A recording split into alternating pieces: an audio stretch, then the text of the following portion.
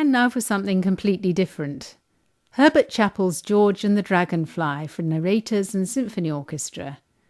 George is fed up with his hamster and sets off for the jungle to find himself a more interesting pet. But before he gets very far, he meets a beautiful dragonfly who shows him that the creatures in his own back garden are much more fun than he could have imagined. The narrators are Robin Ray, Susan Stranks and John Kershaw. The music comes from the Leicestershire School's Symphony Orchestra, conducted by the composer, and was recorded in 1970 at Decca's Studio 3 in London for Argo. The CD is another result of the restoration work by John Whitmore and Kurt Timmins.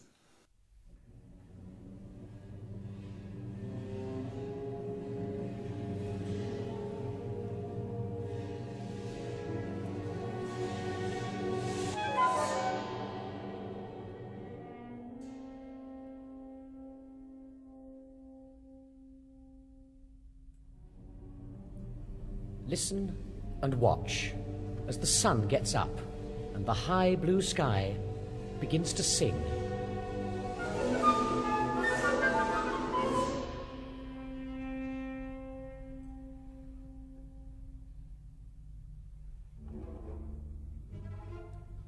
Over the woods and streams, over the fields and hills, dawn in the town knocks on the windows, folds back the roads, and the dragonfly stirs on his lily-leaf bed, leaps as the water licks his wings, jumps as the fish jump, laughs as the trees shake their leaves to the light. And the grasses stand with the flowers, stretching.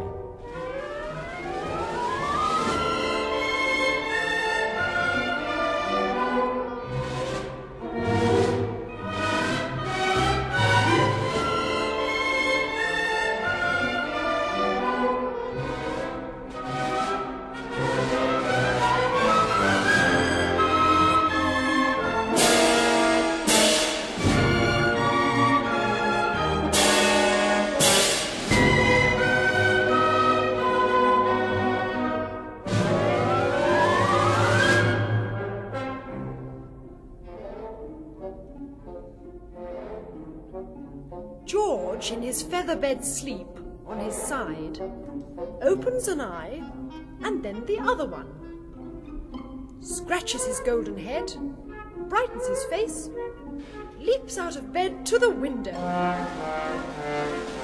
There are the soldiers in the street, stepping out with a left, right, marching along to a snare drum beat.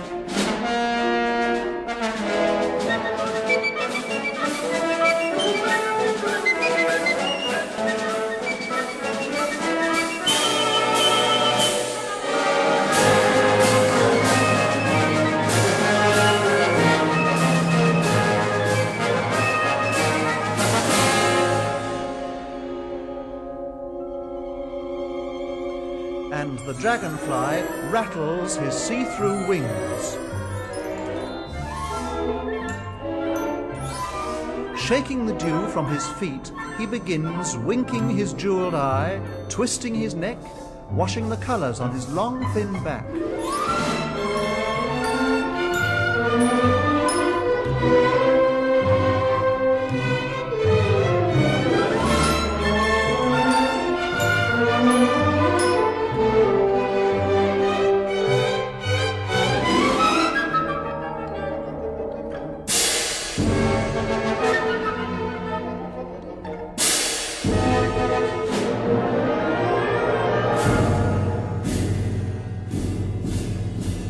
George has his breakfast, drinks his tea, while the military band plays do-re-mi, practicing hard for the military spree which we shall see.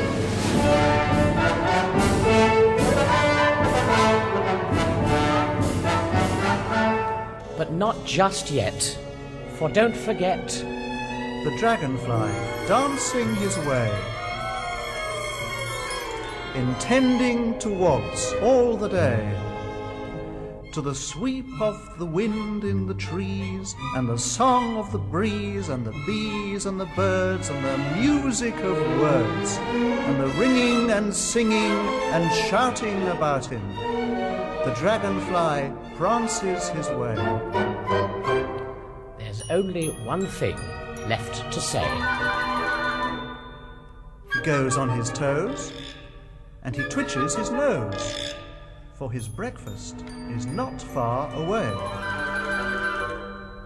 George and his mother and his father and his dog wonder where to go today, wonder what to do. Shall we take the fishing rod? Shall we take the car? Shall we to the seaside or off to the zoo? Into the countryside, walk among the trees, crawl along a riverbank, climb a green hill, run beside the butterflies, chase behind the hares, play beneath the forest leaves, or watch the watermill. The military men were marching up and down, still getting ready for the concert in the town hall.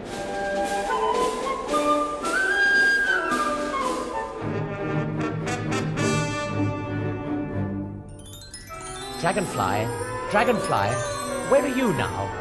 I'm roving and ranging the pond and the stream.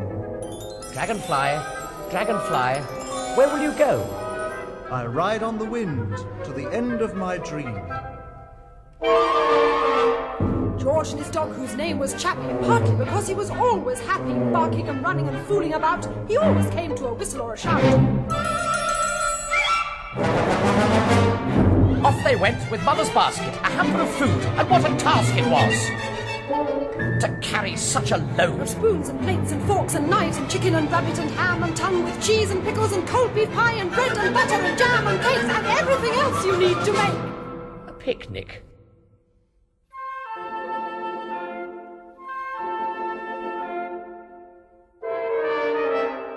Near the town, on a wild wet heath, a fair had settled, and underneath a bright red awning, fat and round, a miserable man sat on the ground, beating a drum, waving a stick, telling the people to roll up quick to see the most beautiful girl in the world.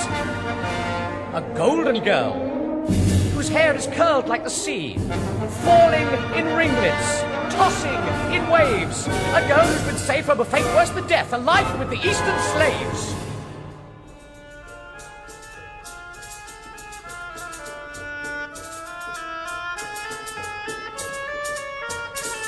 But Mother and George, Chappie and Dad were out in the country, feeling glad to see the sparkling waters run and the darting fishes having fun. They didn't know of the fair at all, or the miserable man as round as a ball. While the dragonfly hovered and wondered and dozed, with the sun on his warm back, knowing the heat of it, sensing the treat of it, airing his wings in it, warming his feet in it, winking his eyes to it, showing his teeth to it.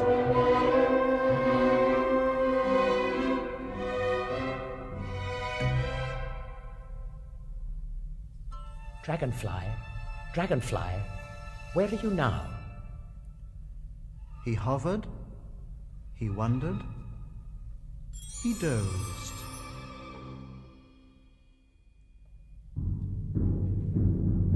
Bang went the drummer man, boom, boom, bang, calling the folk to the fair.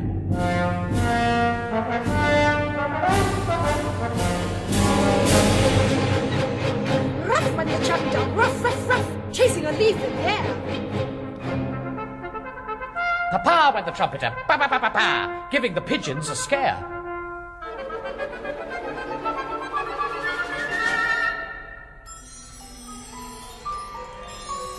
Easily the dragonfly lazily flew, with never a worry or care. And no one saw the sun descending. No one heard the hours pass.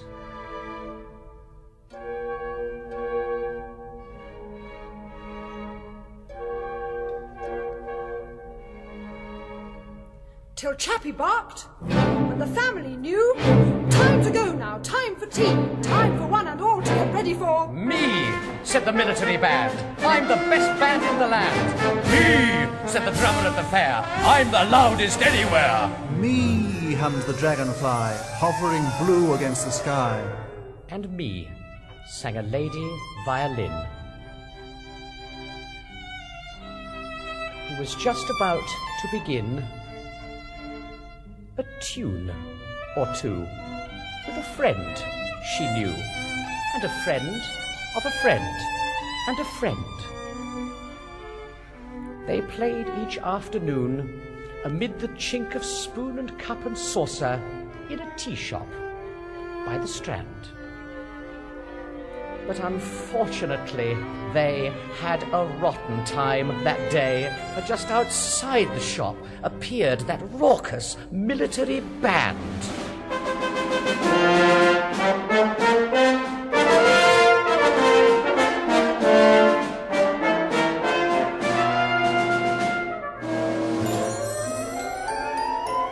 The dragonfly just at that moment decided to wander away from the sparkling stream and hover and weave through the trees near the water, where shadows provided a little cool air. His shining bright eyes and his thin pretty back were not half so colourful there in the dark, but the family, who still were discussing their journey, caught sight of his darting and fluttering by. And look at the beautiful butterfly flutter by. Look at its delicate wings in the air. Listen, it hums as it hangs in the shadows and murmurs along underneath the brown leaves. The dragonfly just didn't notice, didn't see that George was watching. On his way he went without the slightest hint of fear. So George and Chappie crept up close, and just as he had paused a moment, pounced and grabbed and held him tight and took him back to Mum and Dad.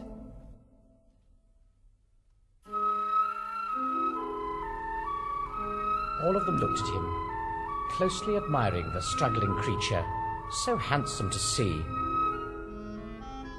Father then popped him inside an old matchbox before they all went to the Strand for some tea.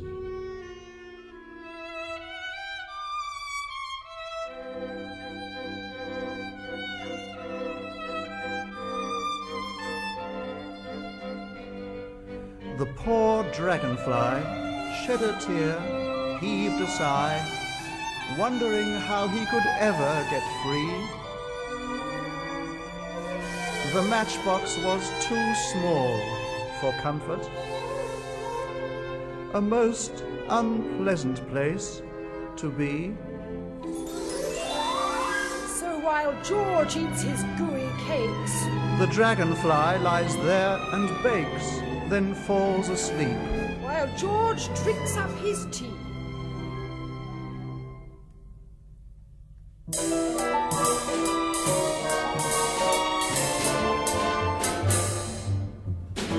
Late that evening, when the sun went down, nearly all the people in the happy little town went to the hall, as they had planned, to dance and hear the military band.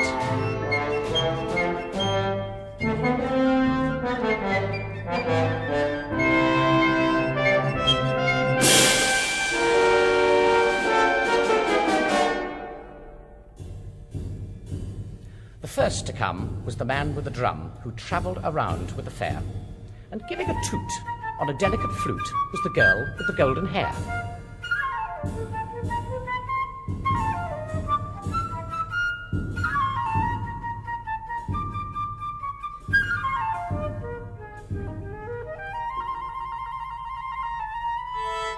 Then the stage was quickly set for the ladies of the string quartet.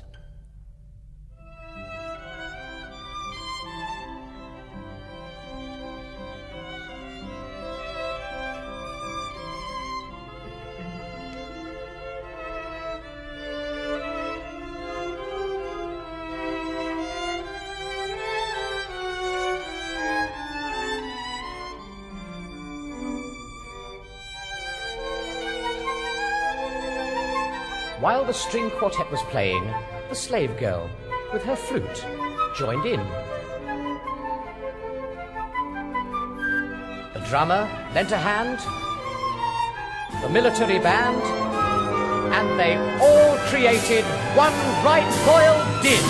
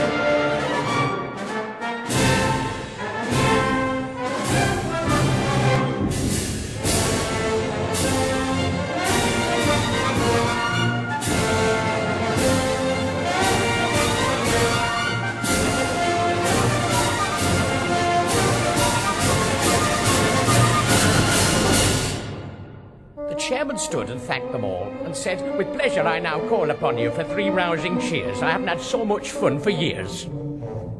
Hip, hip, hip, hooray." Now, before we all go home to bed, it might be nice, the chairman said, if someone here got up to sing a party piece, or anything, or tell a tale, or pull a leg, or do a trick perhaps with an egg. The crowd in the hall murmured and muttered, but nobody moved, and nobody uttered a sound.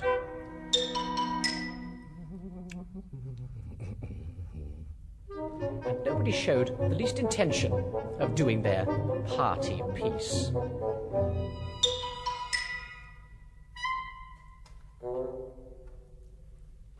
Is this the dreary way the evening ends?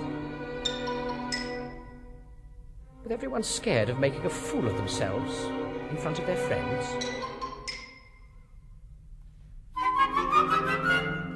Suddenly George felt in his pocket, stood on his chair, stared at the chairman and then at the band. And stared at the drummer, stared at the flute, stared at Chappie, and stared at the fiddle. "It seems," George said, "we're in a fix. And I'm no good at party tricks. But I know something you don't know. A riddle. Now, my first is a penny, and my second is a king, of course. And my third is forever, and my fourth is half a horse. 5's a debt, and 6 is in a frozen state. 7 is loud, and roasting hot is number 8. 9 is a question, just like this riddle me read. And the whole is in my pocket, waiting there for you to see. All the people scratched their heads and tried to guess. But they thought and thought and thought without success. Till the chairman said to George, "You win. None of us has a clue, my lad. We all give in."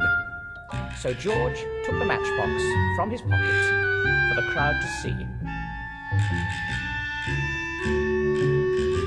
and told them all the answer to his complicated riddle-me-ree. Now it's a D that's a penny, and it's R for a king, of course.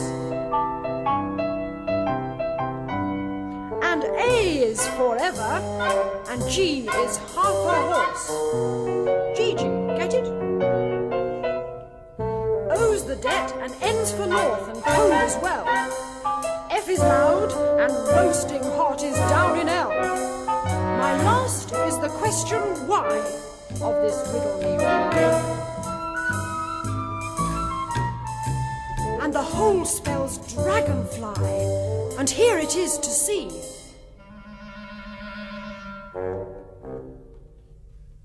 Then he looked for a moment at his clenched up fist, held it out, and turned his wrist, opened his hand for all to see as he let his beautiful prisoner free.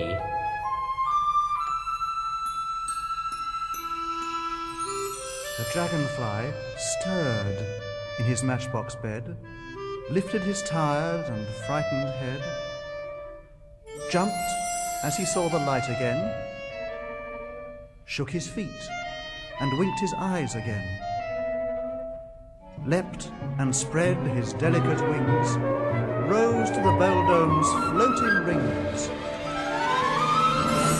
Dragonfly dancing his way, intending to waltz all the day, to the sweep of the wind in the trees, and the song of the breeze, and the bees, and the birds, and the music of words, and the ringing and singing and shouting about him. And so on, until he had ended his song, when everyone cheered him and cheered him and cheered him the whole evening long.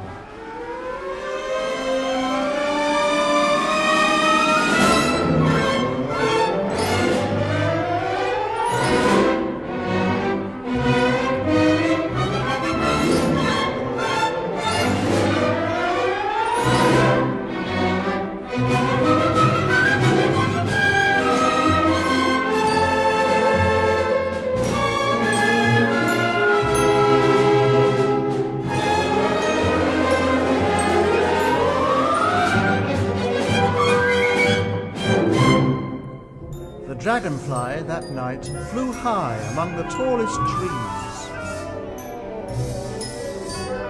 and rested there, and once again bathed in the summer breeze.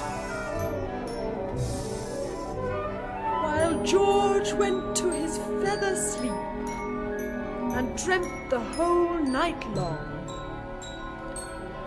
of how he'd saved the dragonfly, and how he'd heard its song.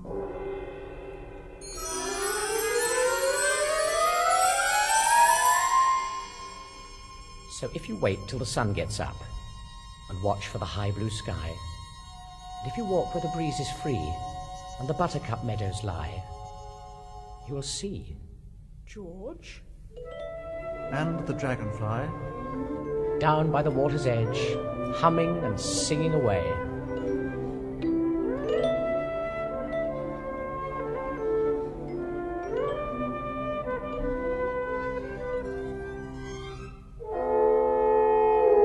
All of the long summer's day.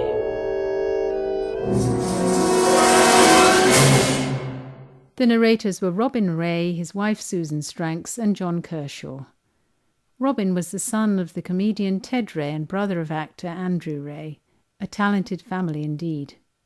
This is British Music Radio.